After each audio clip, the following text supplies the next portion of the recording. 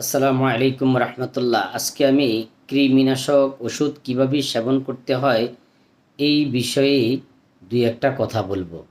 কৃমিনাশক ওষুধ সেবন সম্পর্কে অনেকের জানা সত্ত্বেও অনেকে ভুলে যান।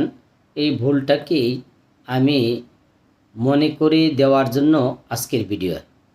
মনে রাখবেন যে কৃমিনাশক বড়দের জন্য, বড়দের কথা বলতেছি। বড়রা প্রতি 3 মাস অন্তর অন্তর কৃমিনাশক ওষুধ সেবন করবেন। কৃমিনাশক ওষুধ সেবন করবেন ঘরের সকলেই একত্রে। ঘরের যত বাচ্চা থাকলে বাচ্চাদেরকে সেবন করাবেন। আপনার নিজের পরিবারের যত সদস্য আছে সকলেই একত্রে কৃমিনাশক ওষুধ সেবন করবেন। এর ফলে আপনার ঘরের সকলের কৃমির সমস্যা একবারেই দূর হয়ে যাবে। আপনি যদি একা খান, অন্যরা যদি কৃমিনাশক